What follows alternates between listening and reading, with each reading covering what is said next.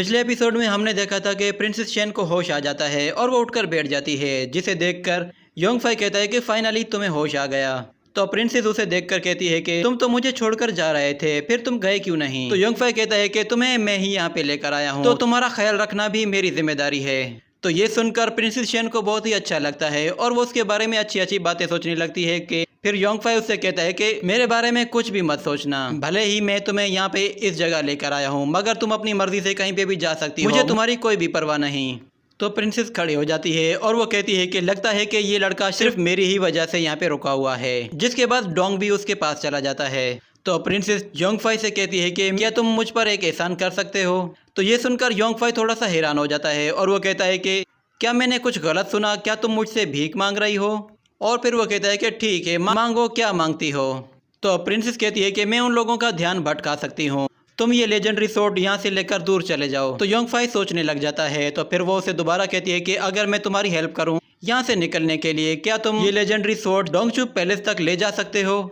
जिसके बाद वो कमान उसे देते हुए कहती है कि तुमने इसे गंवाना नहीं है, और फिर वो कमान उसके हाथों में दे देती है। तो योंगफाई उससे कहता है कि तुम मेरे यहाँ से निकलने में हेल्प कर रही हो, तो फिर तुम्हारा क्या होगा।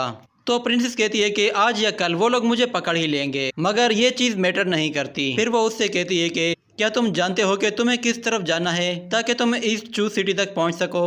तो वो कहता है कि मुझे नहीं मालूम। तो प्रिंसेस कहती है कि क्या तुमने इसका कभी नाम नहीं सुना, ये तो हजारों सालों से है। और फिर ये कहने के बाद वो अचानक से बेहोश होकर गिर पड़ती है।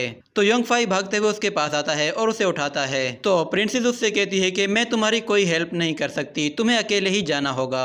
मगर फिर योंगफाई कहता है कि नहीं, हम दोनों एक साथ ही जाएंगे। तो योंगफाई की ये बात सुनने के बाद वो बेहोश हो जाती है। जिसके बाद योंगफाई थोड़ा सा परेशान हो जाता है, वो उसे उठाने की कोशिश करता है मगर वो होश में नहीं आती। तो फिर डोंग वो मैजिकल फ्लावर निकालता है और योंगफाई को दिखाता है। तो योंगफाई उसे देखकर कहता है कि मैं तो इसके बारे में भूल ही गया था। वो उस फ्लावर की एक पत्ती निकालता है और उस लड़की के मुंह में डाल देता है, और फिर वो दोनों उसे घूर घूर कर देखने लगते हैं। जिसके बाद हम देखते हैं कि प्रिंसेस का चेहरा बिल्कुल लाल होने शुरू हो जाता है, और देखते ही देखते थोड़ी ही देर के अंदर वो अपनी आंखें खोलती है और उठकर बैठ जाती है और भागते हुए रूम में चारों तरफ पानी तलाश करने लगती है, मगर उसे कहीं भी पानी नहीं मिलता।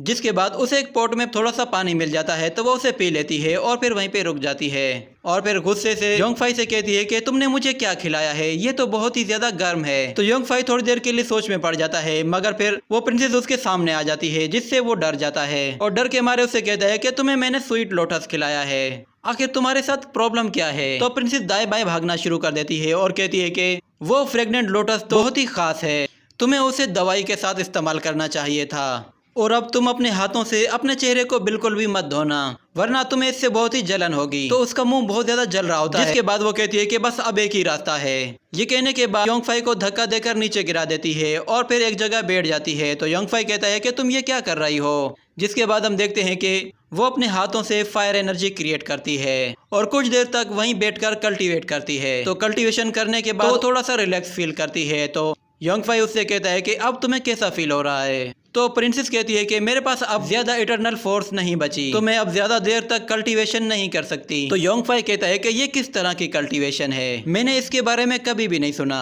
तो प्रिंसेस उससे कहती है कि इस तरह की कल्टीवेशन से मैंने जो भी सप्लीमेंट ली है उसको मैं जल्दी से एब्जॉर्ब कर सकती हूँ। तो ये सुनकर योंगफाई थोड़ा सा हैरान होता है और वो कहता है कि एब्जॉर्ब करने की कल्टीवेशन, क्या ये मैजिक नहीं है।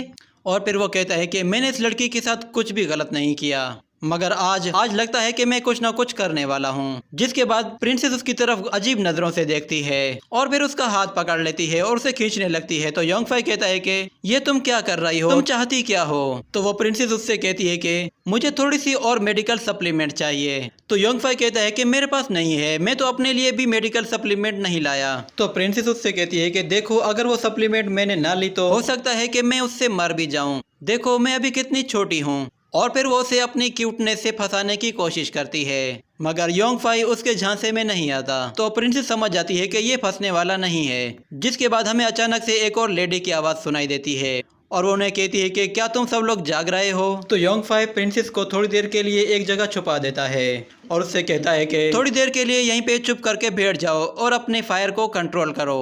ये कहने के बाद वो उसे छुपा के वहाँ से चला जाता है और फिर दरवाज़ा खोलता है। तो दरवाजे पर वही मेड होती है जो उसके लिए टी लेकर आई थी। तो वो मेड उससे कहती है कि रात हो चुकी है, क्या तुम मेरे साथ थोड़ी सी ड्रिंक पीना चाहोगे।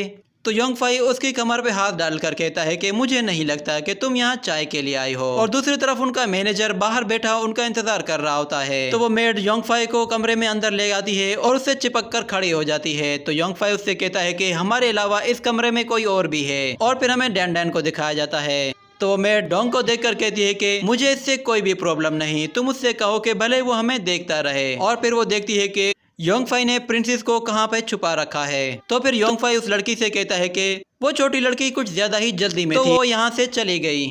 तो वो मेड कहती है कि बाहर बहुत तेज बारिश हो रही है, देखना वो वापस आ जाएगी। और फिर वो योंगफाई को चाय देते हुए अपना इंट्रोडक्शन करवाती है और उसे अपने बारे में कुछ बताती है।